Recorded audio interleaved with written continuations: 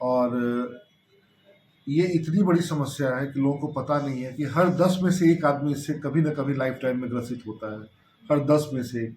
अब समझ सकते हैं कि कितनी बड़ी संख्या इससे ग्रसित है। मतलब इंडिया में कहा जाए तो 10 करोड़ से ऊपर लोग इस बीमारी से पीड़ित हैं। और ज़्यादातर देखा गया है कि इससे पीड़ित होने वाले मतलब ये बीमारी की शुरुआत 14 साल से 35 साल के लोगों में ज़्यादा होती है। और ये जो बीमारी है ये मानसिक बीमारी है जिसमें लोग काल्पनिक दुनिया में जीने लगते हैं और वास्तविक जीवन से उनका नाता खत्म हो जाता है। और होने का मुख्य वजह ये बीमारी होने का मुख्य वजह दिमाग में जो न्यूरो रिसेप्टर्स होते हैं, न्यूरोकेमिकल्स होते हैं, उसमें इम्बैलेंस होता है, उसकी वजह से होता है। सेरोटोनिन, डोपामिन जो रिसेप्टर्स होते हैं वो यदि अचानक दिमाग में बढ़ गए और उसके बढ़ने का मुख्य वजह 3 है। पहला, यदि कोई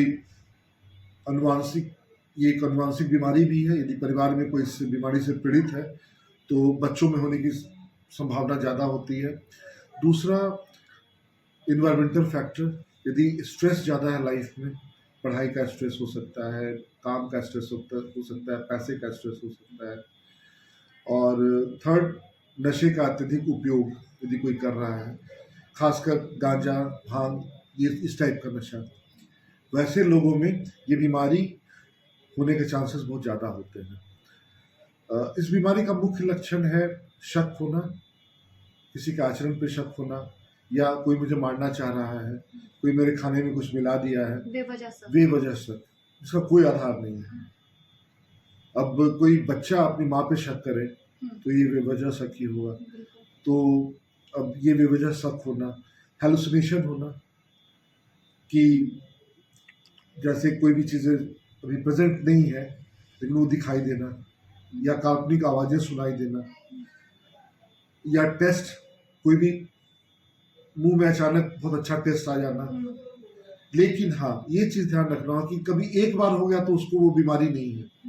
कम से कम 3 से 6 सप्ताह तक ये लक्षण लगातार यदि किसी में दिखे, कोई लगातार गुदगुदा रहा है या कुछ ऐसे लक्षण दिखे, तो ये सिजोफ्रेनिया का लक्षण हो सकता है। ज्यादा इरिटेट वगैरह होना, चिड़चिड़ा हो जाना, क्योंकि मान लिया किसी को हेलुसिनेशन हो रहा है और वो कह रहा है कि वहाँ कोई बैठा है जबकि वहाँ कोई है ही नहीं, और अब बोले नहीं वहाँ तो कोई नहीं है, तो डेफिनेटली वो चिड़चिड़ा हो जाएगा, वो गुस्सा हो जाएगा, मुझे तो दिख रहा है। अब उसको वास्तविक में वो दिख रहा है, हालांकि वो काल्पनिक है लेकिन वो दिख रहा है उसको। इसका उपचार का क्या उपाय है? इसका उपचार का उपाय कॉम्प्लेक्स है। कॉम्प्लेक्स मीन्स की बहुत सारे मेथड्स हैं। सबसे पहला दवाई, दूसरा काउंसलिंग, परिवार का सपोर्ट, उसका रूटीन लाइफस्टाइल और एक हॉलिस्टिक अप्रोच जिसमें योगा, रेकी, ये सब का भी इम्पोर्टेंस है। मतलब अगर बात की जाए तो जिस तरीके से अभी आपके पास कितने पेशेंट आ चुके हैं, क्योंकि आप भी उसी चीज के डॉक्टर हैं। हाँ। सर्च उसी चीज पे ज्यादा कर रहे हैं। हम लोग के पास इंक्वायरी जो है महीने में कम से कम 500 से 600 इंक्वायरी या उससे ज़्यादा ही होगा इंक्वायरी आती है। यहाँ पे एक समय में कम से कम 100 से 125 लोग भर्ती रहते हैं हमारे तीनों सेंटर्स में। इतने लोग भर्ती रहते हैं और अमूमन मुझे लगता है कि डेली 40 से 50 लोग विजिट करते हैं। डॉक्टर साहब, इस बीमारी के बारे में अगर बात की जाए तो मुझे नहीं लगता कि किसी को जानकारी भी होगा ज़्यादा लोगों को। ये बात सही है, अवेयरनेस की काफ़ी कमी है। लोग कहते हैं कि डिप्रेशन में है, बिल्कुल, लेकिन डिप्रेशन और सिजोफ्रेनिया दोनों अलग अलग चीज़, बिल्कुल अलग चीज़ है। डिप्रेशन में 2 टाइप का होता है। एक जो डिप्रेशन होता है उसमें लोग उदास रहेगा, मरने की इच्छा होगी, खाना पीना नहीं खाएगा। दूसरा एक डिप्रेशन होता है जिसमें आदमी एग्रेसिव रहता है, उसको बोलते ही है मैनिक डिप्रेसिव डिसऑर्डर। तो उसमें आदमी बहुत ज़्यादा एग्रेसिव रहेगा, बहुत ज़्यादा खाएगा, बड़ी बड़ी बातें करेगा, वो भी एक डिप्रेशन का ही लक्षण है।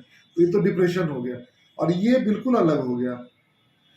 तो उसमें जो है जो दवाई दी जाती है, जो डिप्रेशन की दवाई दी जाती है, उसमें जो लोग शांत रहते हैं उनमें ऐसी दवाइयाँ दी जाती है कि उसका मन खुश हो जाए। और इसमें ऐसी दवाइयाँ दी जाती हैं कि वो सिम्टम्स कम हो जाए, उसका जो हेलुसिनेशन का सिम्टम्स हो रहा है, जो शक का सिम्टम्स हो रहा है, वो सिम्टम्स कम हो जाए। और उसमें हाँ आप सिर्फ इसी चीज पे रिसर्च क्यों किए डॉक्टर साहब? आप ऑलरेडी अच्छे पढ़ाई पढ़े होंगे, दूसरी रिसर्च में जा सकते थे, लेकिन आप इस पे ज्यादा फोकस कैसे किए? नहीं, होता क्या है ना कि सबसे पहले मैंने काम शुरू किया डॉक्टर संजय चुग के साथ दिल्ली में।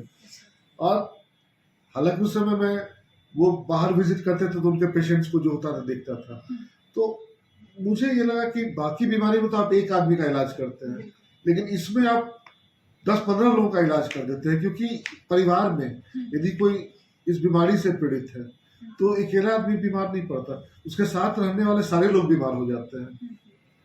वैसा ही बिहेव करने लगेंगे या उसके बिहेवियर को निगेटिव करने के लिए या कम करने के लिए उनके बिहेवियर में चेंजेस आता है। तो हिंदी में कहे तो लसेंगिया जिसको बोलते हाँ, हैं, हाँ, लसेंगिया का लक्षण हो हाँ, सकता है। हाँ, अच्छा, तो अभी जिस तरीके से आपके यहाँ है, शराब को भी आप छुड़वाते हैं, हाँ। तो कैसे कैसे आप वर्क करते हैं? देखिए, यहाँ पे मेनली हम लोग जो हम लोग का रिहैबिलिटेशन सेंटर है, दो चीज़ों के लिए है। एक मानसिक रोग और नशा से मुक्ति के लिए दो चीज़ है। तो जैसा कि सिजोफ्रेनिया के बारे में बता दिया, वैसे दूसरी भी बीमारियां हैं, उसका भी रिहैबिलिटेशन होता है। दूसरा है कि न सिर्फ शराब का तो अब काफ़ी कम पेशेंट्स हो गए, उससे ज़्यादा ब्राउन शुगर, स्मैक जिसको बोलते हैं, या हेरोइन बोलते हैं उसको। अच्छा। तो ढेर सारा, अब खासकर शराब बंद होने के बाद ढेर सारा नशे की सामग्री अब आ गई है। अब लोग कोरेक्स पीते हैं, कफ सिरप जो है 8-8, 10-10 नींद की गोलियां खा लेते हैं। और जो मानसिक रोगी के लिए जो दवाई बनती है वो बीमार नहीं पड़ता, उसके साथ रहने वाले सारे लोग बीमार हो जाते हैं। वैसा ही बिहेव करने लगेंगे या उसके बिहेवियर को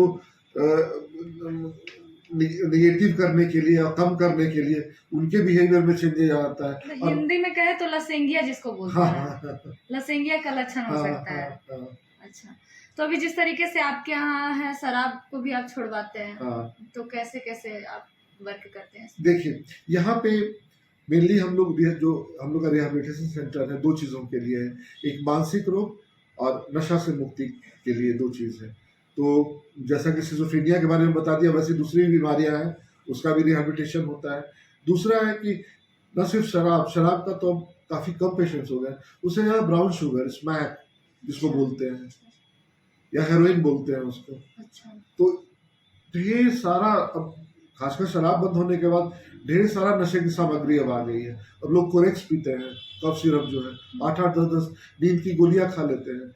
और जो मानसिक रोगी के लिए जो दवाई बनती है वो लोग खा रहे हैं नशे के रूप में। तो और इसमें छुड़ाने का भी वही तरीका है। इसमें भी 4-5 चीजें ही हैं कि जो जस्ट शुरू किए हैं नशा, जैसे कि हम जस्ट शुरू किया है, गांजा लेना शुरू किया, तो उसमें बहुत बार काउंसलिंग भी काम करता है। बातचीत करने से ये कम हो जाता है। लेकिन सारे नशे का इलाज का तरीका अलग अलग है। सबसे छोटा है वो, उसको शुरुआत करता हूँ, जैसे कि सिगरेट। सिगरेट के बारे में बोला गया है कि ये सारे नशे का द्वार है, रास्ता खोलता है सारे नशे के लिए। शराब के लिए, गांजा के लिए, कोरेक्स के लिए। सबसे पहले आदमी सिगरेट या खैनी ही लेता, फिर कोई नशा। ऐसा बहुत कम देखा गया है कि सबसे पहले लोगों ने गांजा शुरू किया या अल्कोहल शुरू किया। सबसे पहले सिगरेट या खैनी आएगा, देख लीजिएगा। तो ये सारे नशे, किसी भी नशे में जाने का ये द्वार है। सिगरेट के लिए शुरुआत करता हूँ सिगरेट से। सिगरेट के लिए बहुत अच्छा है। तो विल पावर तो सब नशे में काम करता है। यदि विल पावर स्ट्रांग है तो आदमी कोई भी नशा छोड़ देता है। लेकिन विल पावर काम करता है सिर्फ 1% लोगों में, 99% को इलाज की जरूरत पड़ती है। मतलब अगर सिगरेट को भी माना जाए तो हम जानलेवा बीमारी ही है। सिगरेट सबसे खतरनाक नशा है। तो डायरेक्टली लंग्स को इफेक्ट करता है, ब्रेन को इफेक्ट करता है, पूरे ब्लड को, क्योंकि वो जाता है, जैसे कोई भी सिगरेट पीता है तो वो जाता है पहले लंग्स में, लंग्स के बाद वो जाता है ब्लड में और पूरे सिस्टम में जाता है। वो आपके मेमोरी को कम कर सकता है, आपके जो एनर्जी है उसके लेवल को डाउन कर देता है, आपका पल्स रेट बढ़ा देता है। तो किसी आदमी का यदि पल्स रेट 70-80 रहता है, यदि वो सिगरेट पीता है तो आप चेक कीजिएगा उसका 100, 105, 110 लगेगा। यदि वो आदमी दौड़ जाए तो उसका पल्स रेट। अच्छा, कोई और जैसे चेहरे पे देख के वो लक्षण पता चले, कुछ ऐसा लक्षण वगैरह? देखिए, जैसे कि यदि कोई भांग लेता है तो उसकी आंखें चढ़ी होंगी, आंख लाल होगा। बहुत लोग मीठा ज्यादा खाएंगे, भांग लेने वाले मीठा ज्यादा खाएंगे। नींद वगैरह का कोई खास दिक्कत नहीं होता।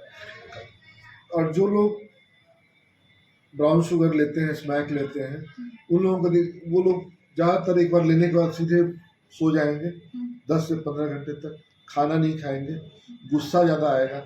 सबसे बड़ा सिम्टम्स ये है कि यदि उनको नशा नहीं मिले तो पूरे शरीर में सबसे पहले तो ज़बरदस्त दर्द होती है उनको, उसके बाद पेट में दर्द होगा, लूज मोशन होता है, पतला पैखाना होता है, गूज बम्स मतलब रुआं खड़ा हो जाना, ये सब मेन सिम्टम्स है उन लोगों को।